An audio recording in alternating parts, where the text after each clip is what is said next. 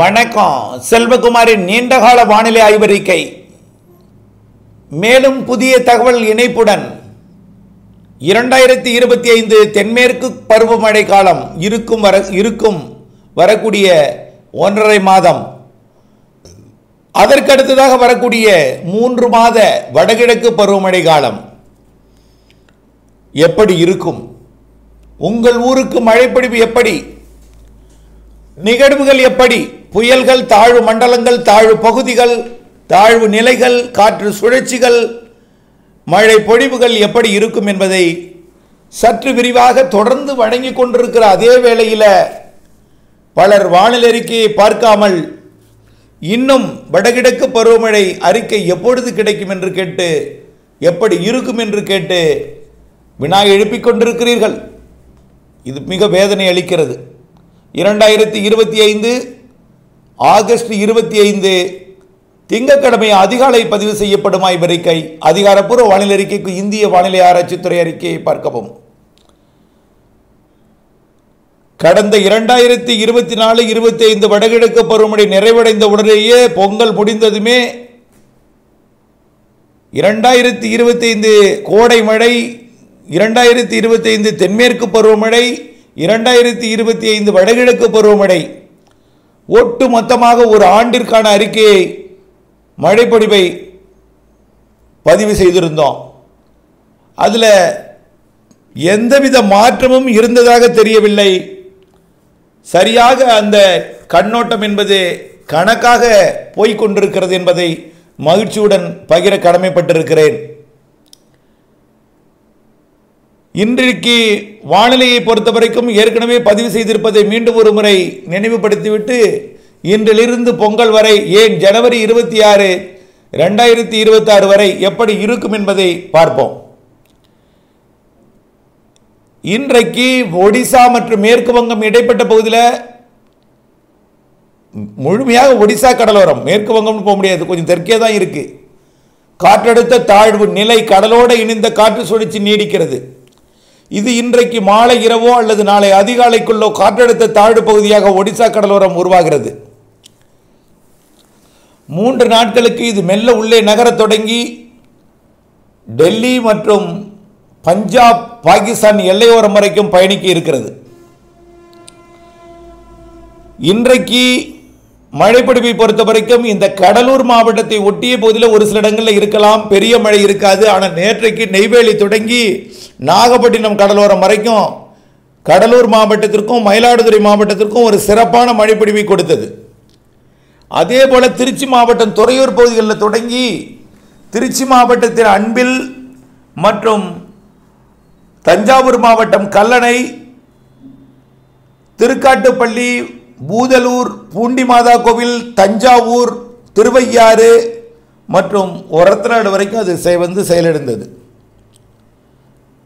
இந்த மழைப்பொழிவு டெல்டாவை மிரட்டியது. கடும் மின்னலை பார்த்து கொண்டிருந்தீர்கள். ஆனால் இன்றைக்கு அதுபோல் இருக்காது. கொஞ்சம் குறைவாக கடலூர் சுற்று வட்டாரத்தில் எங்காவது ஒரு இடத்துல இருக்கும். அதே போல் மதுரை வடக்கில் ஏதாவது ஒரு இடத்துல இருக்கும். சரி, இன்னைக்கு 25ஆம் தேதி. இப்படி 26ஆம் தேதி ஏற்கனவே சொல்லியிருக்கிறோம். 26, 27, 28 3 நாளும் தென்மேற்கு பருவமழை கொஞ்சம் தீவிரமடையும். கேரளா எல்லை ஓரத்தில் அதில் சாரல் முக்கோணம் வரைக்கும் லேசாக வரும், பெருசாக இருக்காது. ஆனால் கேரளாவில் மழை இருக்கும். தமிழ்நாட்டை பொறுத்த வரைக்கும் 26 நள்ளிரவு, 27 அதிகாலை சென்னை, திருவள்ளூர் உள்ளிட்ட வடகடலோரமும், 27, 28, 29 3 நாளும் இரவு வட உள் மாவட்டங்கள், வடகடலோரம் மழை இருக்கும். தென் மாவட்டத்தில் சிவகங்கை, ராமநாதபுரம் உள்பகுதி, புதுக்கோட்டை, சிவகங்கை மாவட்ட எல்லைப்பகுதி, மதுரை வடக்கு, திண்டுக்கல் மாவட்ட, மதுரை மாவட்ட எல்லைப்பகுதியில் மழை இருக்குன்னு சொல்லியிருக்கோம். இதுவும் அப்படித்தான். 30ஆம் தேதி, 31, 1, 2 பெரிதாக மழை இருக்காது. 2ஆம் தேதி கூட இருக்கும், 1ஆம் தேதி வரை இருக்காது.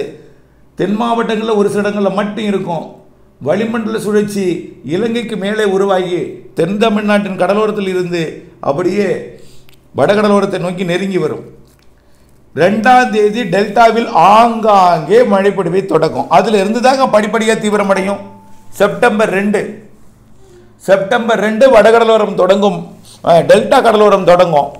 செப்டம்பர் 3 கொஞ்சம் பரவலாகும். செப்டம்பர் 3 அதே நேரத்தில் சென்னை திருவள்ளூர் உள்ளிட்ட வடகடலோரத்திற்கும் டெல்டாவிற்கும் செப்டம்பர் 3 நல்ல மழைப்பொழிவை கொடுக்கும். செப்டம்பர் 3 டெல்டாவின் உள்பகுதிக்கும் வடகடலோரத்தின் உள்பகுதிகளுக்கும் மழைப்பொழிவை கொடுக்கும். செப்டம்பர் 4 தென் மாவட்டங்களுக்கும் டெல்டா மாவட்டங்களுக்கும் வட மாவட்டங்களுக்கும் வட உள் மாவட்டங்களுக்கும். செப்டம்பர் 5 திண்டுக்கல் உள்ளிட்ட கரூர் திருச்சி உள்ளிட்ட கிருஷ்ணகிரி தருமபுரி சேலம் நாமக்கல் உள்ளிட்ட பகுதிகளுக்கும். செப்டம்பர் 6 கோயம்புத்தூர் திருப்பூர் ஈரோடு நீலகிரி உட்பட. செப்டம்பர் 7 ஒட்டுமொத்த தமிழ்நாடு. செப்டம்பர் 8 ஒட்டுமொத்த தென் மாநிலங்கள் மழை இருக்கும். மாலை வந்தால் மழை, மாலை வந்தால் இடிமழை, இரவு வந்தால் கண்டிப்பாக மழை, மாலை வந்துவிட்டது மழை பெய்ய போகிறது என்று பழகி போகக்கூடிய அளவிலே மழை பொழிவுகள் செப்டம்பர் 2-3 தேதிகளிலிருந்து படிப்படியாக அதிகரித்து செப்டம்பர் 8க்கு மேல் மேலும் தீவிரமடையும். செப்டம்பர் 12க்கு மேல் மேலும் தீவிரமடையும். செப்டம்பர் 15-16 நிகழ்வு கடக்கும். செப்டம்பர் 22 வரை அந்த நிகழ்வு. செப்டம்பர் 22 செப்டம்பர் 30 வரை அடுத்த நிகழ்வு. அக்டோபர் 1 முதல் 14 வரை அடுத்த நிகழ்வு என்று 3 நிகழ்வுகளால் தென் மாநிலங்களுக்கு சிறப்பானதொரு மழைப்பொழிவை கொடுக்க போகிறது. தமிழ்நாட்டிலும் வளிமண்டல சுழற்சி அமைந்து கொண்டு மழைப்பொழிவை கொடுக்க போகிறது. தமிழ்நாடு உள்ளிட்ட தென் மாநிலங்களுக்கு மழைப்பொழிவை கொடுத்தாலும் தமிழ்நாட்டிற்கு மாலை இரவு நள்ளிரவு அதிகாலை மழையாகவும், கேரள எல்லையோர கேரள பகுதிகளுக்கெல்லாம் எந்த நேரமும் மழையாகவும், கர்நாடகா ஆந்திர பிரதேசம் தெலுங்கானா பகுதிகளுக்கு 24 மணி நேரம் எந்த நேரமும் மழையாகவும் செப்டம்பர் மாதம் 12ஆம் தேதியிலிருந்து அமையும். செப்டம்பர் 12 அக்டோபர் 15 வரைக்கும் மிகச்சிறப்பான ஒரு தென்மேற்கு பருவமழை உச்சகட்ட தீவிரத்தை இறுதியில் நிறைவடையும் பொழுது கொடுக்க இருக்கிறது. 3 நிகழ்வுகள் இருக்கிறது. 2 நிகழ்வில் 3இல் 1 மிக வலுவான நிகழ்வாக இருக்கும். அது ஆந்திர பிரதேசம் தான். எல்லாமே ஆந்திர பிரதேசம் ஆந்திர பிரதேசம் தெலுங்கானா வழியாக அரபிக்கடலுக்கு பயணிக்கும். 3மே அப்படித்தான் இருக்கும். ஆக இவையெல்லாம் ஏற்கனவே கணிக்கப்பட்டு அறிவிக்கப்பட்டு பல மாதங்கள் ஆகிவிட்டது. இருந்தாலும் அதில் எந்த மாற்றமும் இல்லை. என்ன 8ஆம் தேதி தொடங்கும் என்று சொல்லியிருந்தோம். இப்பொழுது 3ஆம் தேதி 4ஆம் தேதியிலிருந்தே இருக்கும் என்று சொல்லியிருக்கிறோம். 3ஆம் தேதி மேற்கு மாவட்டங்களுக்கு அல்ல, வங்கக்கடலோர மாவட்டங்களுக்கு. வடகடலோரம் 4ஆம் தேதி, தென்கடலோரம் 5ஆம் தேதி, உள்ளே எல்லாம் 5ஆம் தேதி, சற்று உள்ளே 6-7 பரவலாகிடும். இதுதான் நம்முடைய அறிக்கை. வடகிழக்கு பருவமழை தொடங்கக்கூடிய நாள் வரைக்கும் தென்மேற்கு பருவமழை தொடர்ந்து கொண்டிருக்கும். அப்படியே தலைகீழாக வடகிழக்கு பருவமழையாக தென் மாநிலங்களில் திரும்பும். செப்டம்பர் 30 வரை தென்மேற்கு பருவமழை பொழியும். செப்டம்பர் 30க்குள் சராசரிக்கு கூடுதல் மழைப்பொழிவு என்ற அளவிலே முடிக்கும். ஆனால் அக்டோபர் பெய்யக்கூடிய தென்மேற்கு பருவமழையும் சேர்த்தால் சராசரிக்கு மிகுதிக்கு மிகுதியாக இருக்கும். இருந்தாலும் அக்டோபர் 1 வடகிழக்கு பருவமழை புள்ளி விபரத்தில் மழைப்பொழிவு வந்துவிடும். ஆனால் மழைப்பொழிவு அக்டோபர் 15 வரை தென்மேற்கு பருவமழை பொழிவு மேலும் 15 நாட்களுக்கு அக்டோபரில் தொடரும். அக்டோபர் 18 வடகிழக்கு பருவமழை தொடங்கும். அக்டோபர் 18 ஜனவரி 26 ஜனவரி இறுதி வரை 2026 ஜனவரி இறுதி வரை வடகிழக்கு பருவமழை நீடிக்கும். இதில் அக்டோபர் 18 29 வரை ஒரு நிகழ்வு, 2 நிகழ்வு இருக்கும். தொடங்கும் பொழுது 18ஆம் தேதியே ஒரு நிகழ்வு, அக்டோபர் இறுதியில் ஒரு நிகழ்வு. 2ம் ஆந்திர பிரதேசம். நவம்பர் முதல் வாரம் மற்றும் 2வது 3வது வாரத்தில் 2 நிகழ்வு, அது வட தமிழ்நாடு. ஆகிய நிகழ்வுகள் வரிசை கட்டி நிற்கும். எல்லாமே காரணம் என்று ஏற்கனவே சொல்லியிருக்கிறோம். லானினாவும் நெகட்டிவ் ஐஓடியும் என்று 6 மாதமாக சொல்லிட்டு இருக்கோம். எப்படி நெகட்டிவ் ஐஓடி உருவாகி கொண்டிருக்கிறது என்று சொல்லிக் கொண்டிருக்கிறோம். எப்படி லானினா உருவாகி கொண்டிருக்கிறது. எல்லினோவுக்கு வாய்ப்பில்லை, நடுநிலைக்கு வாய்ப்பில்லை, லானினாவிற்கு வாய்ப்புத்தான்.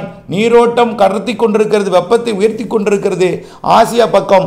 அதனால லானினா தான் என்று உறுதிப்பட 6 மாதமாக அறிவிச்சிட்டு இருக்கோம்.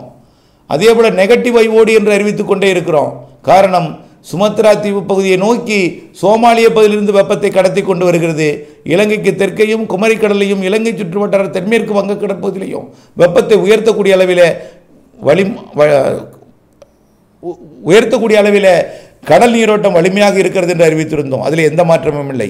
இதன் காரணமாக நிகழ்வுகள் இலங்கைக்கு தெற்கே, இலங்கைக்கு தென்மேற்கே, இலங்கைக்கு தென்கிழக்கே, நிலநடுக்கோட்டு இந்திய பெருங்கடல் சுமத்ரா தீவு ஒட்டிய பகுதியில் நிகழ்வுகள் உருவாகும் பொழுது கண்டிப்பாக நிகழ்வு தமிழ்நாட்டுக்கு வரும். நிகழ்வு டிசம்பரில் இலங்கையை ஒட்டி உருவாகும். இலங்கை கடந்து தென் மாநிலங்களுக்கு தென் மாவட்டங்களுக்கு வரும். டிசம்பர் மற்றும் நவம்பர் இதிலெல்லாம் மத்திய மாவட்டங்கள், டிசம்பர் பிற்பகுதி ஜனவரியிலெல்லாம் தென் மாவட்டங்கள், எல்லா மாவட்டங்களையும் கடக்கக்கூடிய வகையில் நிகழ்வுகள் இருக்கிறது. தென் மாவட்டங்களுக்கு 2, மத்திய மாவட்டங்களுக்கு 2, வட மாவட்டங்களுக்கு 2 என்று 6 நிகழ்வுகள் குறைந்தபட்சம் இருக்கிறது. அதற்கு மேலும் சிறு சிறு நிகழ்வுகள் இருக்கிறது. சிறு நிகழ்வும் அதிக மழை தரும், வலுவான நிகழ்வும் உண்டு என்று சொல்லியிருக்கிறோம். காற்று குறித்த அச்சம் வேண்டாம். இந்த ஆண்டு மழைப்பொழிவு நிறைய இருக்கும். உள் மாவட்டங்களுக்கும் மழைப்பொழிவு சராசரிக்கு கூடுதல். விவசாயத்துக்கு ஏற்ற மழை. பற்றாக்குறையால் பிரச்சனை வராது, அதிக மழையால் தான் பிரச்சனை வரும். ஆகவே நிறைய மழை இருக்கிறது என்பதை மட்டும் நினைவில் கொள்ளுங்கள்.